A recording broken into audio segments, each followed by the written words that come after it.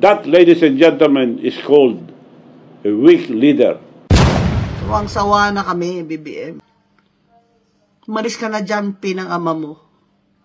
Chopper ng mga buhaya spotted sa Sabah, Malaysia, anak ng kagwang. Huling-huli po itong chopper ni Saldico. Ibig sabihin na sa Sabah, Malaysia si Saldico nagtatago. Malay natin, no? Pag nandun siya, nagkikita sila ni Bongbong Marcos. Anak ng kagwang talaga naman, oh. Manong Chabit at Rowena Guanzon sabay nagngit-ngit ang kanilang mga paningin kagahapon. Binanata ni Manong Chabit muli itong si Bongbong Marcos at sinasabihang weak leader at dapat na umano ito mag-resign na. At pinagmumura din ni Ma'am Rowena Guanzon itong si Bongbong Marcos at pareho po sila ni Manong Chabit na panawagan mag-resign na at weak leader at may kasama pang bangag ka talaga, BBM. Grabe talaga itong Pangulo na to, walang kwenta. Ito na ho ang Pangulo na naabutan ko na walang kwenta. Ito ang Pangulo na nagbibigay sakit ng ulo sa maraming Pilipino. Na harap-harapan na tayong ninakawan sa kaban ng bayan, siya ay relax pa rin ang nimal na to, no? Palike po muna, pa-share, pa-subscribe at pakipindot po ang inyong notification bell upang lagi po tayong updated sa ating mga video. Kasama na rin yung mga trolls, anak ng kagwang. Oy, mag-subscribe kayo, hoy! Dumami naman tayo dito sa Bisdak, Pilipinas. Naamoy ko na ho, no? Pabagsak na po itong gobyernong Marcos sa nakikita ko. Marami ng mga pumalag, mga negosyante, mga religious sector. Talagang manhid lang talaga si BBM sa mga nangyayaring mga rally. At feeling niya, yung mga nagrarally ay kakampi niya. Kasi nga naman kasi yung mga komunista, hindi man sumisigaw ng BBM resign. Ayan yung mga piki na makabayan. Pero ko'y daw ka BBM dahil nga ang mga negosyante galit na. Hindi naman mga ubob at tanga yung mga negosyante, ka-imposible naman talaga mga tanga ang mga animal. Di ba? Yan ay nagmamasid at nakiramdam din, nag-o-observe. Kaya hindi ho po pwede mamaliitin ni Auntie Claire at ng Palasyo ang galit ng mamamayan. Akala ho siguro nila na ang mga Pilipino ay mauuto at magbubudol nila ng ganun-ganun na lang. Kagaya po itong si Manong Chabit. Grabe na ho. Galit na talaga si Manong Chabit dito, hindi na mapakali. Siguro ang inisip ni Manong Chabit dito, paano kaya natin mapag-resign itong si Bongbong Marcos at nanawagan na naman si Manong Chabit sa mga kabataan, sa mga Pilipino na lumabas, magingay, mag-rally at ilabas ang kanilang mga galit sa puso laban dito sa gobyernong nakangiwi ang panga na ang hilig ay mangulimbat at mambudol sa kaban ng bayan. Unahin po muna natin si Manong Chabit. Pakinggan po natin ang kanyang video. Gahapon po, inalabas po ito. Narito po. Palike, guys. My fellow Filipinos, I speak to you today as a Filipino who has dedicated my life to public service and love this country too much to stay silent. I once believed our nation was finally rising, only to see corruption pull it back down again. Our people are struggling. Prices are high. There is flooding everywhere, and billions are being lost to corruption. This flood control scandal is the biggest corruption scheme I have witnessed in my entire life, having seen 8 presidents lead this nation. This is an obvious, well-orchestrated scheme created by this administration to exploit the country's national budget for personal gain. The floods have only worsened during Marcos Jr. administration. Why? Because there was never a master plan for flood control. Only scattered projects approved anywhere and everywhere. Without coordination, flood mapping studies, or honesty. Worse, our farmers' crops keep getting destroyed because a dike meant to protect the river failed. Family homes continue to be washed away by flash flood, and our children, the poor, and the entire nation is paying this price. The BBM administration has invested ₱500 billion in flood control alone. More than 9,800 flood control projects have been built. But why do the floods keep getting worse? Let us speak plainly. Public funds are not released easily. There is a process. And at the very top of that process sits one man, the President of the Republic of the Philippines. Correct. Every year, before Congress sees any line item, the President reviews and approves the National Expenditure Program, the NEP. That is the master plan of where our money will go. Without his signature and approval, it cannot move forward. Iyan ang dapat pagkatandaan ng maraming Pilipino. Lalo na po yung mga nagrarally-rally dyan ng mga hinayupak ng mga komunista. Hindi ho ninyo masisisi si Bongbong Marcos. Si Bongbong Marcos yung kahuli-hulihang lumalagda dyan sa General Appropriation Bill na pinagdidibatehan ng Kongreso at Senado at dumadaan sa BICAM Small Committee. Kung walang perma si BBM, walang insertion, walang korupsyon, walang mga allocable amount. Yan dapat ang pagkatandaan ho ninyo. Kasalanan ni Bongbong Marcos ang lahat ng nangyayari sa ating bayan. Huwag nyo pong ilihis ang lahat ng sisi kanino man. Hindi kasalanan ng Duterte yan, animal kayo. Duterte pa rin. Bongbong Marcos, magpo 4 years na. Nasa Duterte pa rin yung utak ninyo. Marcos admin, naglimas ng kaba ng bayan. Nasa Duterte pa rin ang utak ninyo. Sinabi ni Manong Chavit, pinakamalaking iskandalo sa flood control sa kasaysayan. Hindi lang siguro sa kasaysayan, sa flood control, kundi corruption issue talaga. 1.2 trillion po ang ginastos ng Marcos admin sa flood control. Karamihan ghost projects po, 421 ghost projects sa flood control. Niluloko tayo harap-harapan ni Bongbong Marcos. Naninisi ng ibang tao. Nagtuturo na siya naman talaga ang may kasalanan, kalukuhan. Uy, magising tayo dito. Hindi po pwede na magpadala tayo sa mga drama nila, pautot puro Duterte. Tandaan ninyo ang pinag-uusapan natin, pondo sa Marcos admin, hindi pondo sa Duterte admin. Dahil hindi ginamit ng tama ng gobyernong ito ang pera, kinurakot, nilimas ang kaba ng bayan. Tuloy Manong Chavit. The Department of Budget and Management, or DBM, then prepares and releases the funds with the President's approval. Correct. The Department of Public Works and Highways, DPWH, who also takes orders from the President, implement the project. Correct. These are not independent agencies. They follow the President's direction and instruction. And when Congress debates the budget and send it back to Malacanang, who signed it into law? The President himself. Correct. He approves the General Appropriation Act, or GAA, with full knowledge of its content.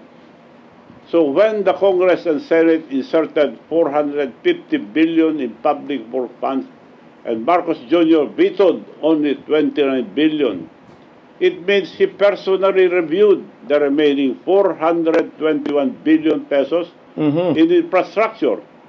It is also means he conferred with his first cousin Speaker of the House of Representatives, Martin Romualdez.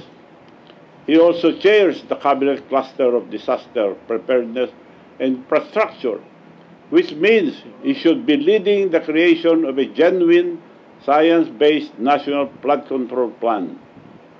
He is responsible for the long-term plan of his own Build Better More program. But instead, it has turned into Build More, Waste More. Correct. Every major flood project, every rehabilitation program, every large-scale public works, all of it passes through his desk. He reviews every plan and approves every peso. So tell me, how can anyone say, I don't know? How can he say, you should be ashamed of yourself? Perhaps it is you that you should be ashamed of yourself, Mr. Correct. President. Filipinos' hard-earned pesos have disappeared into flood controls projects like ghosts. Who carries the ultimate responsibility? It is not the officials, not the engineers, not the contractors.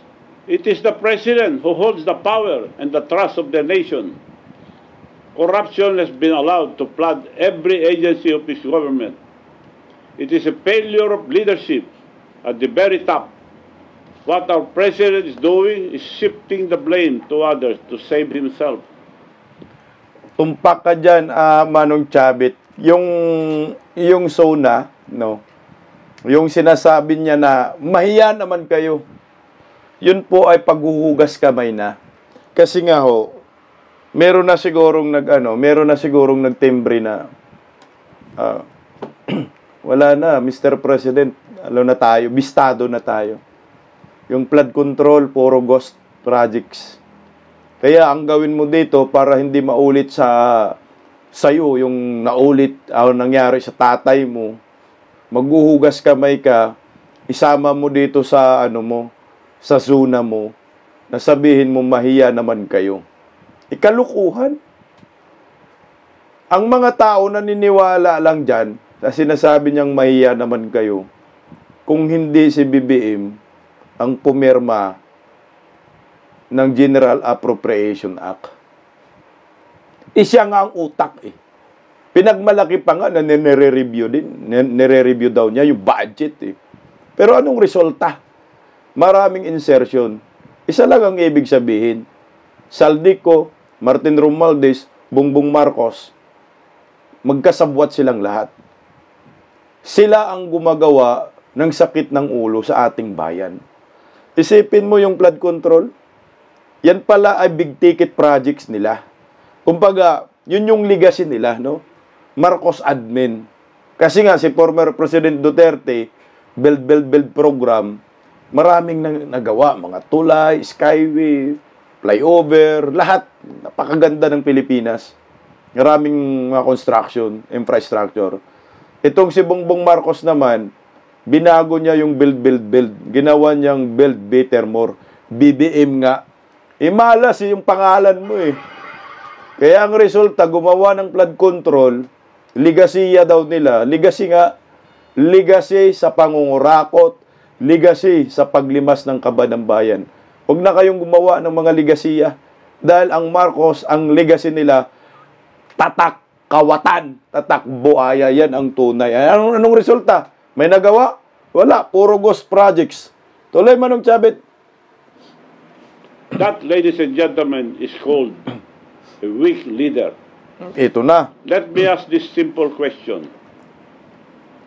Why is the ICI, the Independent Commission on Infrastructure, not investigating Ilocos Norte?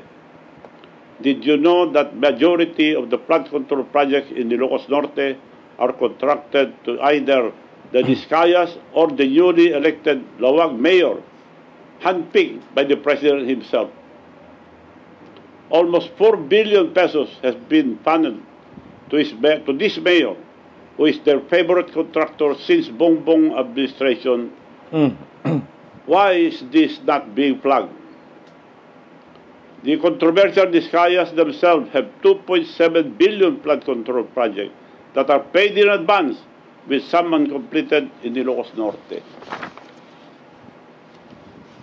Why are the investigations skipping Ilocos Norte? The clearest example of how corruption hides under political protection. If he is doing this in his own province, then there is no doubt he is doing this to the rest of the country.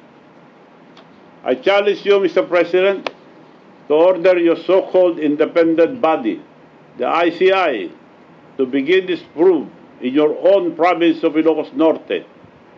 Prove credibility first before diverting blame to others.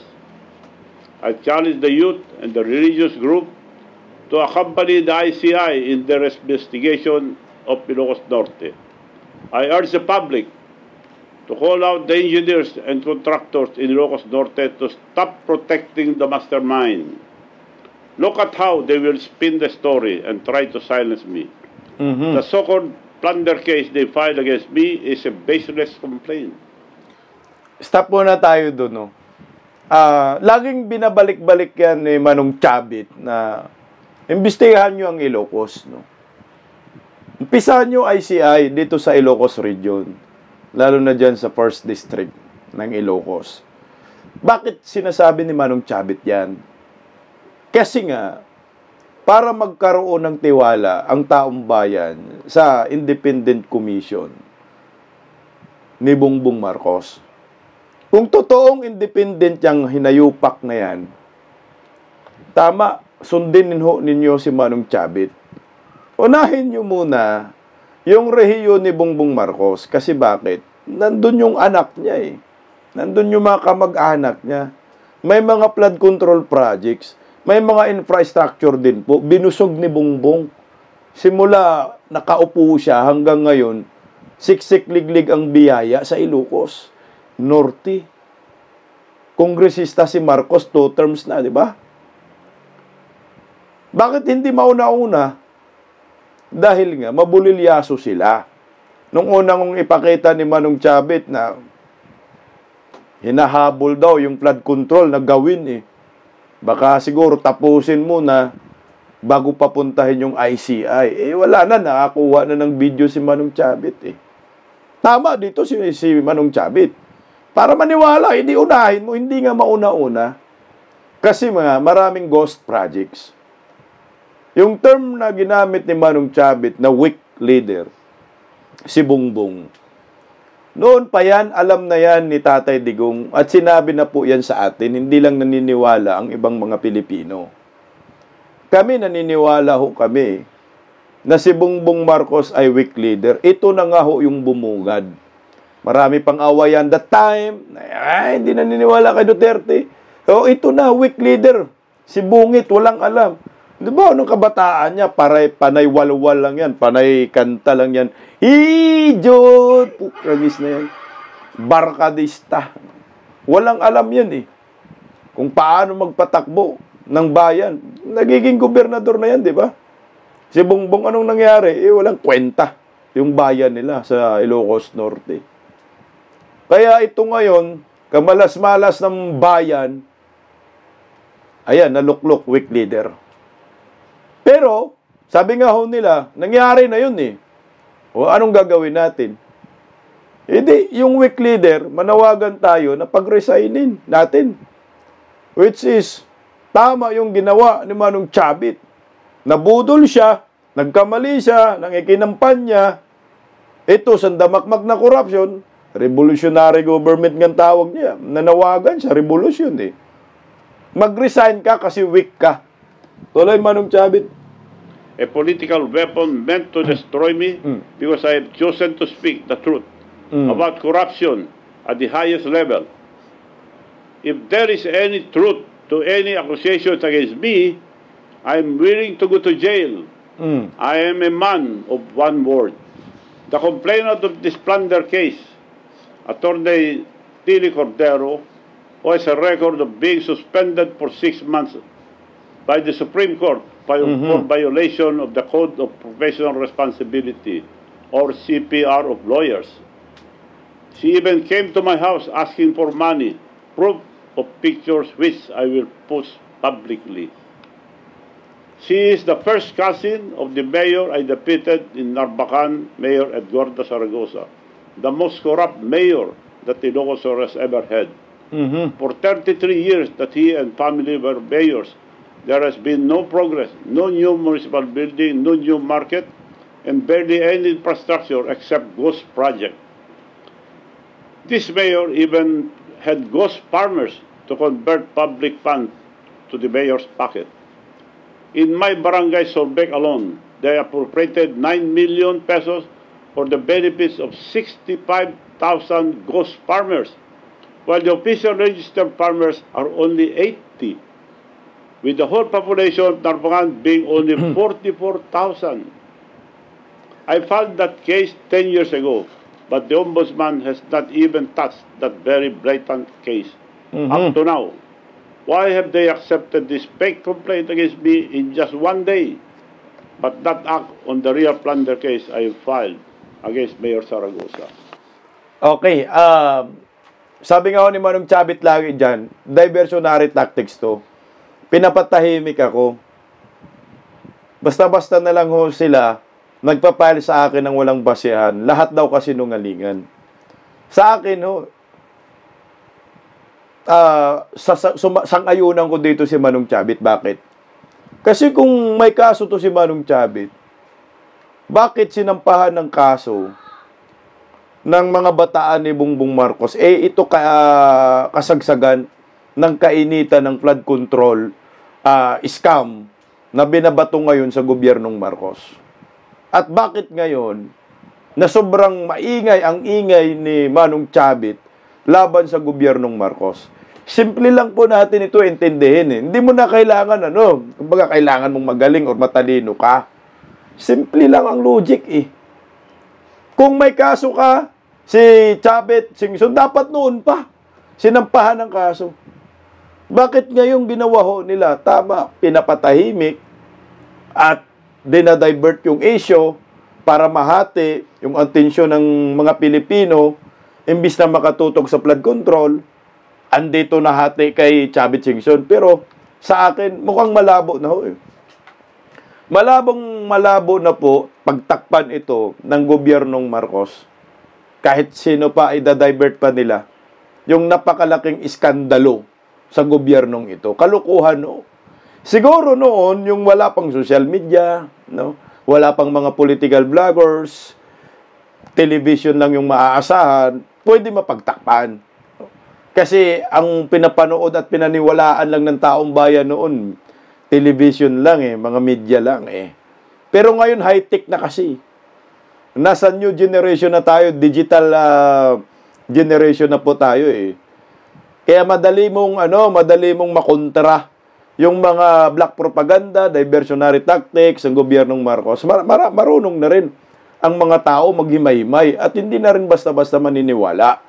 Kaya nahahati ngayon ang Pilipino Pero siguro yung mga supporters ni Bongbong Marcos, mga komunista, paniwalang-paniwala dito.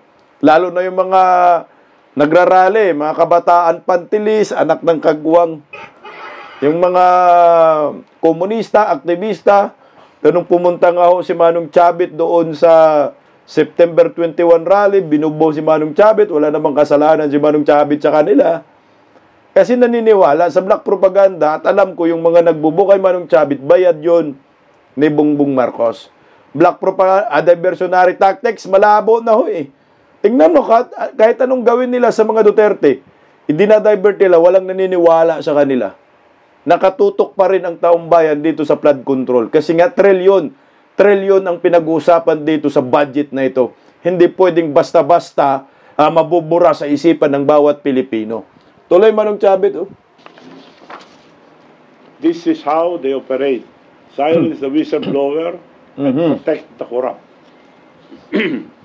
They attack me because I'm not afraid to tell the truth. Correct. But take note, all their paid online troll farms and their attack dogs will never silence me. My countrymen, let us no longer be fooled. We keep trusting the same name. We are told that Ferdinand Bongbong Marcos Jr. will redeem the Marcos corruption course of the Filipinos. But look around. These government agencies are flooding with corruption. And before it blows up into his face, he used the SUNA to tell the story as if he is the hero who uncovered the mess to save himself while deflecting the blame on others. Let's not be made stupid How many times must we let the same family treat our country like their personal piggy bank? Mhm. How many times must we trust the same name and expect a different result? If we truly love our country and children, then we must break this cycle. We are on the verge of exposing the biggest corruption scandal in the Philippine history. Okay. Gusto ko pong komentuhan yung sinasabi ni Manong Chavit na pinapatahimik nila ako, no? Pero hindi ako natatakot. Hindi ako titigil sa pagsisiwalat sa labang ito. Yun yung mga punto na gustong mangyari ni Manong Chavit. Ang laki ng problema dito ni Bongbong para sa akin. Dahil hindi talaga ito titigil. Araw-arawin niya talaga. Iba na kasi ngayon eh. May social media eh. Tingnan mo yung post ni Manong Chavit na to. Sa social media lang naman niya pinost. Sa kanyang FB page. Kinuha ng mga media. Kinuha natin. Mabilis. Na ipakalat ang kanyang mensahe sa mga Pilipino. Lumaban tayo. Lumabas tayo. Yan yung mga paghihikayat ni Manong Chavit. Tapusin na nato yung kahibangan na to. Tigilin na natin ito. Itong cycle na ito, na puro pangluluko lang ang ginagawa sa bayan ng apelyedong ito. Apelyedong Marcos. Ito'y mabigat. Bakit? Kasi sabi ni Manong Chavit, yung cycle na ito, kailangan mabuwag na to. Paulit-ulit na lang tayo niloloko. Sila pa rin. Parehong pamilya pa rin. Itong gumagawa na pagnanakaw sa kaban ng bayan. Iwan ko lang kaya kung ang mga Pilipino ay magising ba. Kahit yung mga supporter ni Bongbong Marcos, putang ina, ang tanga ng mga yan eh. Yan ang pinakabubong mga supporter sa lahat. Yung nangyayaring corruption ngayon pagdating sa budget, walang kasalanan si Bongbong, ginawa pang hero, anak ng kagwang. Mga siraulo mga yan eh. May mga busal kasi, tama si Manong Chavit, may mga trolls, billion eh. Pati yung mga ensaymada vloggers, anak ng kagwang. Ano ba klaseng ipinaglalaban ho ninyo? Ang Pilipino, harap-harapang ginahasa na ho ng Marcos admin. Bakit ba si Manong Chavit? Putak ba yan ng putak? Halos araw-araw bira ng bira kay Bongbong Marcos? Kung wala siyang nakita na hindi ka aya-aya, wala siyang nakitang kababalagan, meron eh.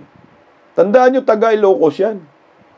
Kayong mga loyalista, mga bubonista, kung sumuporta kayo kay Bongbong Marcos, mas lalo na ho itong si Chavit Singson. Nagsunog ng pera yan. Milyon-milyon, baka bilyon pa nga ang sinunog na pera para lamang ipanalo itong si Bongbong Marcos dahil sa pag-aakala niya na i-redeem yung apelyedong Marcos na sirang-sira ng kanyang tatay at ng kanyang nanay na si Imelda. Buhay pa naman yan. Nabinigyan ng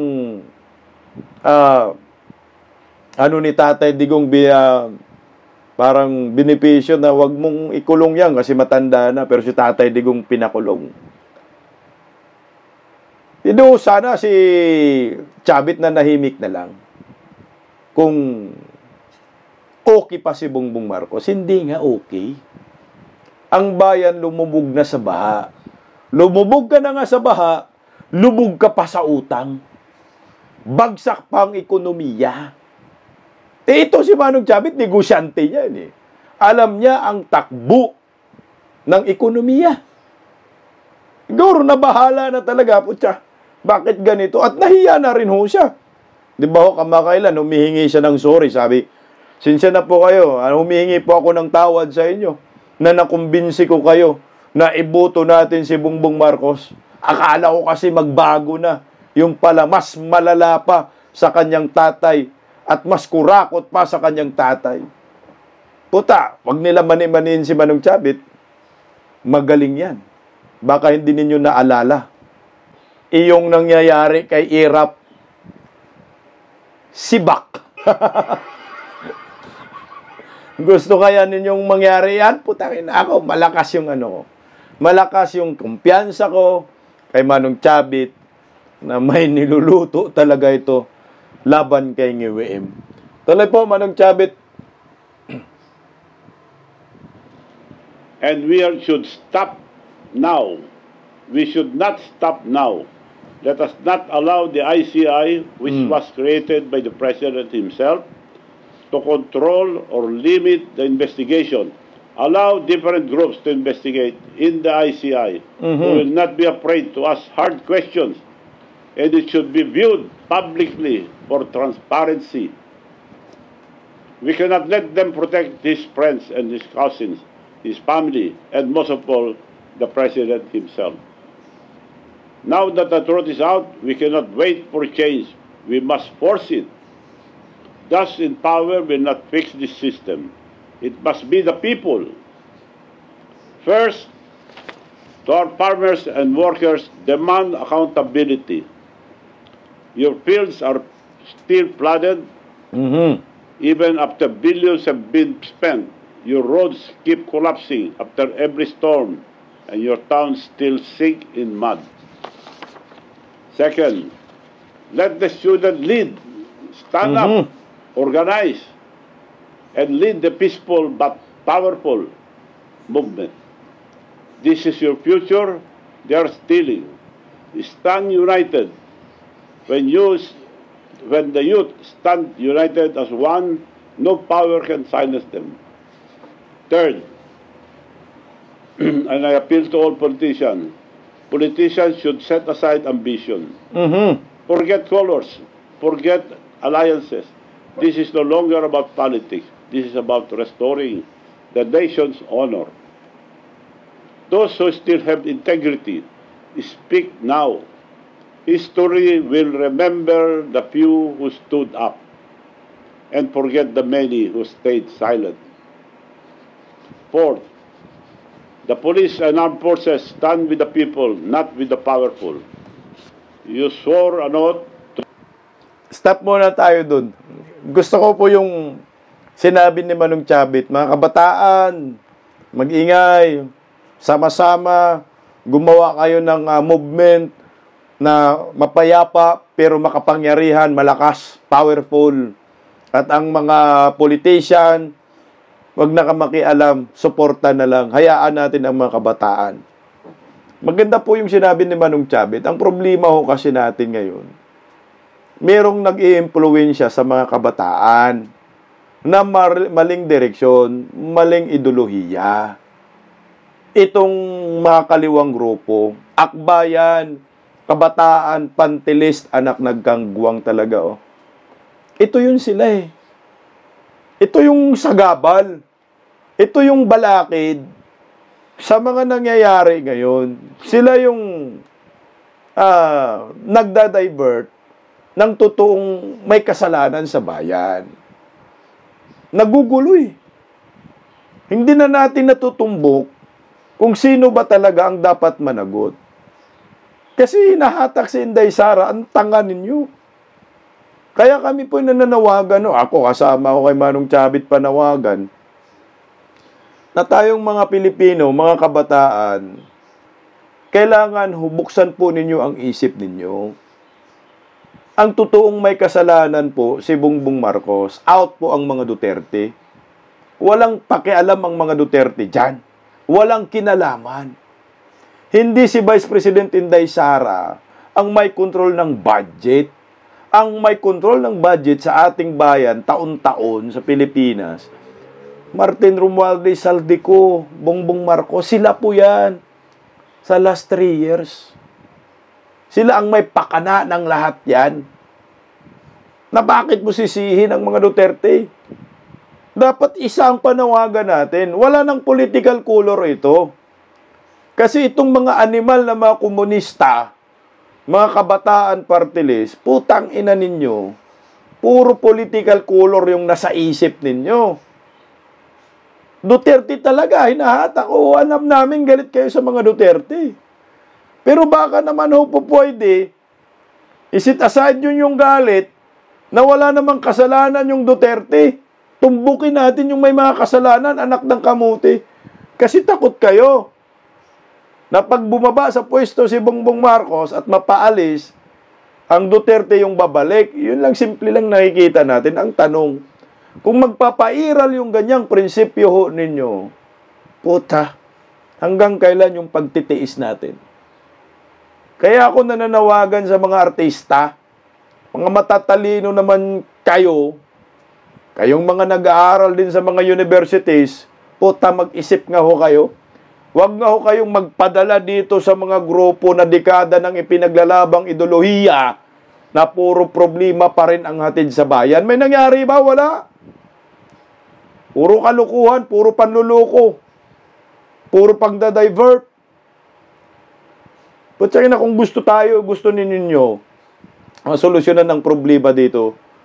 Tama si Manong Chavit, magkaisa, walang political color po. Tuloy Manong Chavit. To defend the Republic, not any single politician.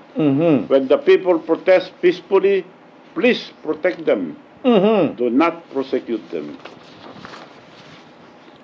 For our mutual education, the primary provision that defines the duty of the armed forces of the Philippines under the Constitution is Section 3, Article 2, which provides, thus, civilian authority is at all times supreme over the military. The armed forces of the Philippines is the protector of the people and the state to secure the sovereignty of the state and the integrity of the national territory. Reading the above provision does not say that the AFP is the protector of the president and his government.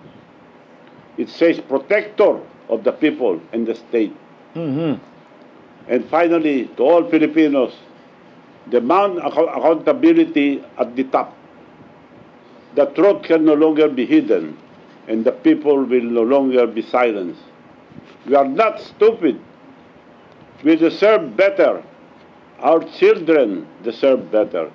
If we stay silent, the truth will be buried again, and our children will pay the price. This is not about politics. It is about true or sober leadership and accountability.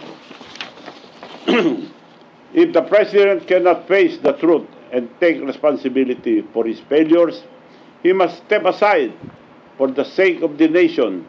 A voluntary resignation would not be a humiliation.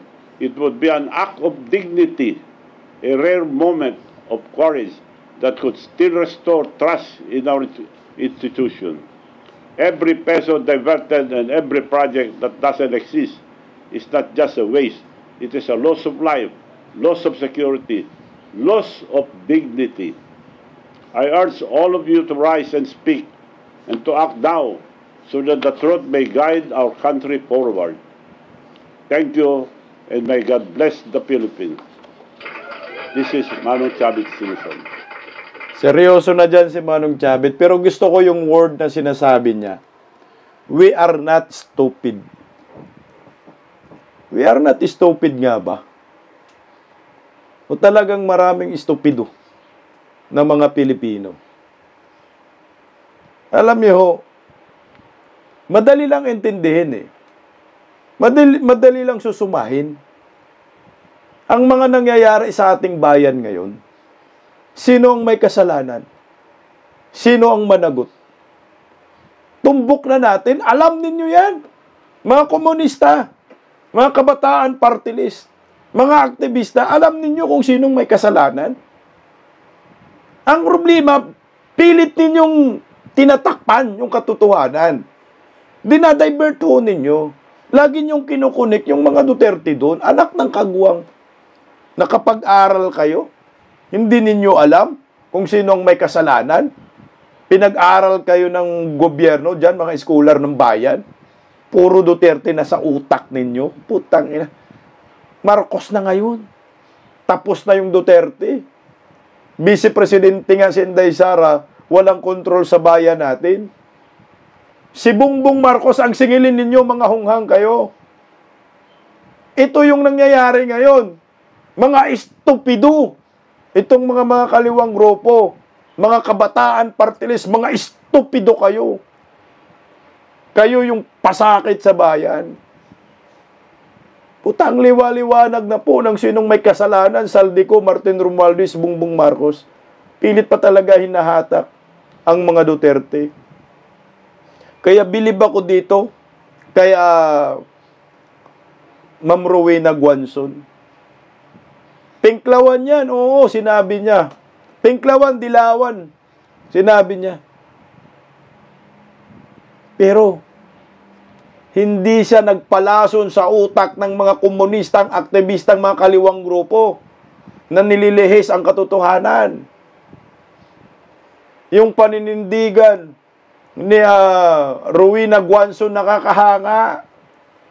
Dahil hanggang ngayon, galit na galit kay Marcos at alam niya ang katotohanan. At pinagmumura ng tudo ni Ma'am Rowena Guanzon itong si Bongbong Marcos at tinawag pang bangag, weak at mag-resign. Puta, ito sana eh. No?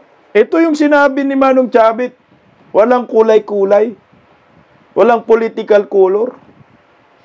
Ito sana yun eh. Kung hindi ka estupido, makinig ka dito kay Ma'am Rowena Guanzon. Kayong mga pinklawan, mga bubonista, mga loyalista, mga dilawan. O ito, pakinggan po natin si Ma'am Rowena Guanzon. Oh. Mga kababayan, yun ni Rowena Guanzon po, ang inyong lingkod. Kahit po nasa ibang bansa ako, iniisip ko po ang bayan natin. Bukas ko lang ng aking phone. Kita ko yung message ni BBM sa atin. Imbis na mag-rally daw tayo, tumulong tayo sa ekonomiya. Putang ama. Alam mo, BBM, bangag ka talaga. Hindi mo ba talaga nakikita ang reality? Kaya nga nagrarally ang tao.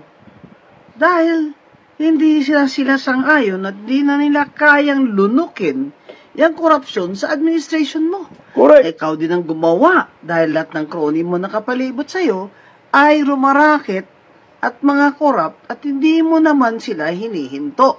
Number 1, ang pinsan mo, si Martin Luther King Romualdez. Yan mga galamay niya si Saldico, galamay lang yan ni Romualdez. Correct. Pero ang talagang crony mo, ay ang pinsan mo. Hinayaan mo. Kaya pinirmahan mo yung General Appropriations Act, yung budget ng 2025, saan doon ang mga hundreds of billions na mga insertion, ghost project at substandard na infrastructure projects. Itong mga putang amang congressman na mga korap. Putang ama daw ninyo. Simpleng mura, no? Putang ama. Kasi pag minumura ni Ma'am Rowena Guanzon sarili niya. Putang ama daw ninyo. Pero may bago na binitawan si Ma'am Rowena Guanzon. Crony, no?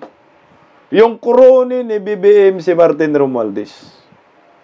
Alila ni Martin Romualdez si Saldico. Takin mo ha.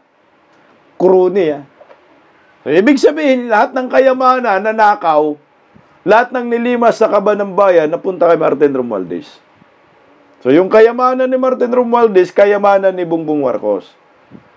So, si Martin Romualdez ngayon, hinahatak na ho ngayon natin, ang taong bayan na mastermind, alam naman talaga yan, papel, paper trail na lang ang kulang yan eh.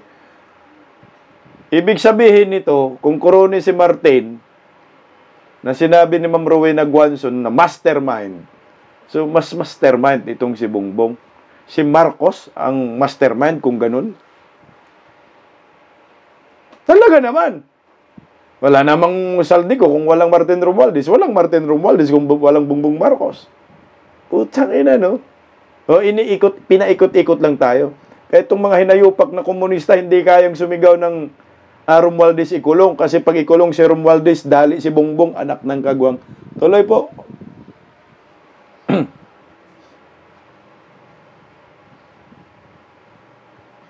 Tumigil na kayo, tibalik nyo yung pera namin. Pakulong kayo. Ang dami nyo. Ano yung nasa affidavit ni Diskaya? Yan si Garjola Mhm. ng CWS party list. Noel, party list din yun.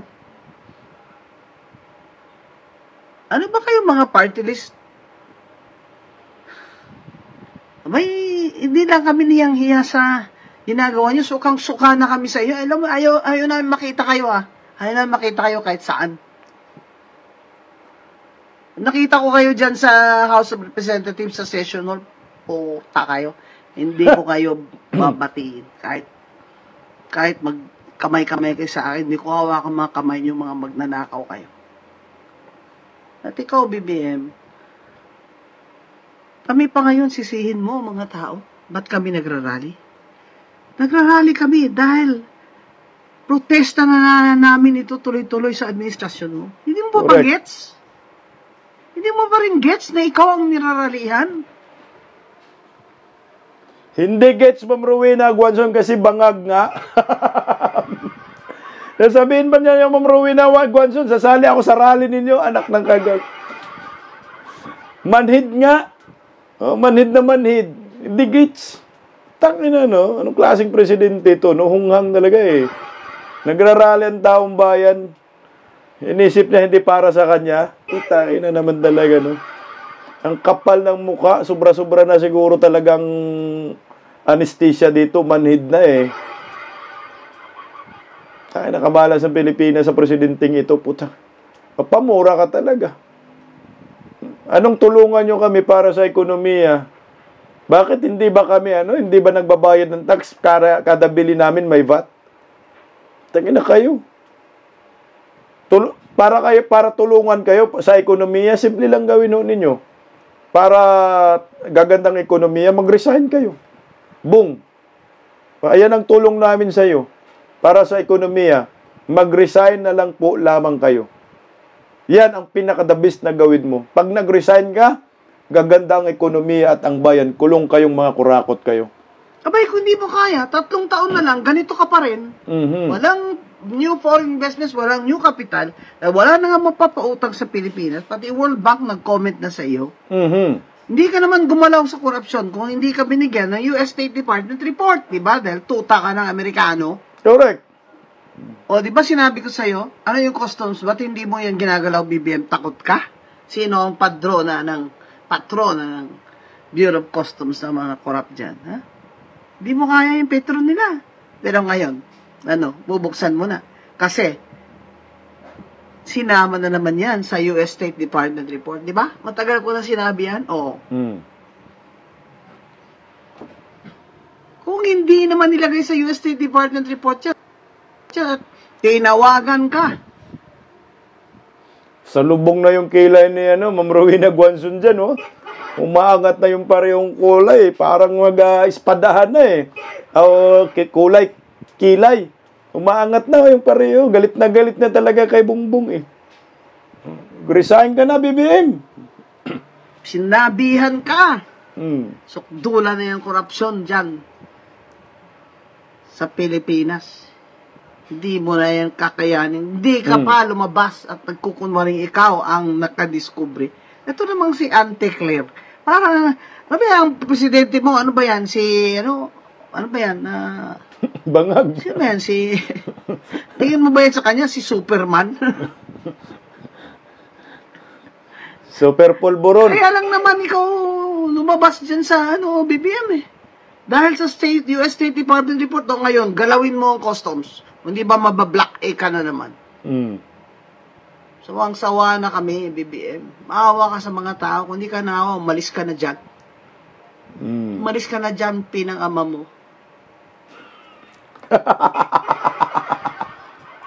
Umalis ka na dyan, pinang ama mo. Ngayon mo, galit-galit na talaga yung ganyan. Si Ma'am Rowena Guanzon, ganyan na damdamin niya. Na alam mo yung kulay sa lubong na talaga. Galit na ho talaga. Manhid lang talaga si BBM. Si Claire Castro, hindi na nga niya alam paano depensahan si BBM. Kasi nga, wala eh. Kita mo talaga yung pagkapalpak na leader ni BBM. Kita mo yung pagkatao ni BBM. siya yung presidente na isusuka pa ng taong bayan. Sinuka na nga, isusuka ka pa lalo. Oh, ito bago tayo dudugtong dun sa ano, baka makalimutan natin yung pagiging ano. Sino bang hindi magagalit, no?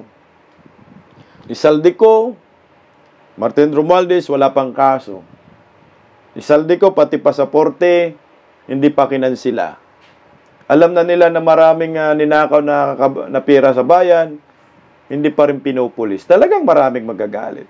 Pero ito, may latest po tayo na update. Chopper po ni Saldico, spotted po sa Sabah, Malaysia. Narito po. Namataan sa Sabah, Malaysia ang ilang helicopter na pag-aari raw ni dating Ako Bicol Representative Zaldico. Ayon sa ulat ng Billionario.com, ang mga luxury chopper konektado daw sa mga kumpanyang Misibis Aviation at Highton Construction Development Corporation. Kabilang sa mga aircraft ang Agusta, Westland at Bell helicopters na may kabuang halaga na humigit kumulang 2.7 billion pesos. Maari umanong nag-exit ito sa Southern Palawan patungo sa Sabah, Malaysia. Ayon sa Civil Aviation Authority of the Philippines, na sinubukan ng mga kumpanyang konektado kay CON na i-deregister ang mga helicopter. Ayon naman kay Public Works Secretary Vince Dizon, patuloy ang pagtugis ng gobyerno sa mga ari-arian ni CO. Kabilang ang mga bank account, luxury properties, sea vessels at aircraft. Matatandaan si CO ay nagbitiw sa Kongreso noong nakaraang buwan sa gitna ng mga aligasyon kaugnay sa flood control scandal. Hanggang ngayon, hindi pa rin bumabalik sa Pilipinas ang dating mambabatas na sinasabing lumipad patungong Estados Unidos para magpagamot. 3 billion ha, yung air assets ha. Meron pang sea vessels, so ibig sabihin may mga yate pa tong hinayupak na to. May mga mansion pa. O ngayon sinasabi yan, hinahanap na po yung mga assets na yan, pero hanggang ngayon wala pa rin pong wala pa rin kaso itong si Saldico. Talagang nakakainit at nakakagalit. Anong klaseng gobyerno ho ito? Kaya dapat tama yung sinapanawagan ni Manong Chavit at saka ni Guanzon, mag-resign ka na, animal, weak leader ka. O ngayon, galit na rin ang mga negosyante kay Bongbong Marcos. Paano di magagalit? Bagsak ang ekonomiya. Putsa, kagahapon, Philippine Stock Exchange Index report, bagsak na lahat, Market closing as of October 27. Tingnan mo, pulang-pula lahat. Lahat, all shares bagsak, financials bagsak, industrials bagsak, holding firms bagsak, services bagsak, mining in the oil bagsak, property bagsak. Puta ka ng bagsagan, pulang-pula. Galit ng mga negosyante dito kay Bongbong Marcos Ano bang gagawin natin? Hintayin ba natin talagang babagsak pa tayo ng todo bago kayo mag-ingay? Wala, budol-budol yung gobyerno ito, anak ng kagwang ito yung sagot ni Claire Castro sa mga negosyante. Well, unang-una, noong pa sinabi ng Pangulo, what can we expect from... Ito pala, sorry. Mali yun. Ito. Sinagot ng Malacanang ang panawagan ng mga negosyante at mga manggagawa kay Pangulong Bongbong Marcos kaugnay ng korupsyon. May nananawagan din na magbitiw sa pwesto ang Pangulo. Nagbabalik si Maran Enriquez. Mahiya naman kayo. Sa kanyang sona noong Hulyo pa, ibinulgar ni Pangulong Bongbong Marcos ang anomalya sa flood control projects. Pero hanggang ngayon, usad pagong pa rin daw ang investigasyon. Sa open letter ng business at labor leaders kay Pangulong Marcos, parang kontento na raw sa lookout bulletin sa halip na hold departure order laban sa mga posibleng sangkot. Sa halip din daw na transparent hearing, closed door ang ginawang investigasyon. Ang gusto nilang i-certify as urgent ang pagbibigay ng contempt power sa Independent Commission for Infrastructure. Pero sagot ng Malacanang, ang dami nang nangyari sa investigasyon mula noong Hulyo. Pero hindi raw pwede basta-basta maglabas ng hold departure order. Nandiyan na po yung mga freezing of assets na order ng AMLAC. Nandiyan na rin po ang mga pagsasampa ng kaso. Ang hold departure order, ang mag-i-issue po niyan ay korte. Ulol! So dapat malaman po nila na lahat po ng ginagawa ngayon ng administrasyon at ng mga law enforcement agencies ay naaayon sa batas. Binigyang diin. Huwag mong gawing tanga, Auntie Claire, ang mga negosyante. Tanga mo. Merong ginagawa, freezing asset, sino? May kaso, sinong kinasuhan? ang gustong makasuhan ng mga negosyante, si Saldico at si Martin Romualdez. Sino kinakasuhan ninyo? Mga diskaya lang. Sino kinakasuhan ninyo? Mga district engineer. Tangan nyo. Hindi yan yung gusto namin. Ayaw namin ng sap-sap dilis. Gusto namin balyena. Gusto namin mga buhaya. Mga sindikato. Hindi nyo kaya yan kasi tamaan si Di ng Bongbong. Malacanang na kahit ang NBI wala namang contempt power pero nagagawa ng maayos ang trabaho nila. Unang-una po, ang NBI po ay isang investigative body. Pero wala silang contempt powers. Pero bakit sila nakakapag-imbestiga at nakakapag-file ng kaso? Meron o wala man contempt powers ang ICI, makikita po natin na sila naman po ay pinupuntahan ng mga pinapatawag nila. Marami po ang maaari magpasubpina. Kung hindi raw tumugon ang pinatatawag ng ICI, hindi na raw yun kasalanan ng body. Pwede na raw silang kasuhan kahit hindi narinig ang panig nila. Hirap na si Auntie Claire Edipinsa Singiwim. Mga negosyante na pumalag, putangin na talaga. Malapit na kayo, kunti na lang. Tama yung sinasabi ni Tatay Digong, there will be a day of reckoning. Kunti-kunti na lang. Babagsak kayo sa kumunoy. At ang mga Pilipino magagalit ho sa'yo ng tuluyan. Kagaya ho nito. Mantakin mo, magkano na palitan ng piso kontra dolyar? Ito yung patunay na bagsak ng ekonomiya, bagsak ang liderato ni Bongbong Marcos. Ito yung bunga ng korupsyon. Mag-59 na yata ngayong araw ho ito. Kaliwat ka ng korupsyon, kaliwat ka ng pangungurakot. Sabi nga ho ni Sandro Marcos na budlat ding ng mata.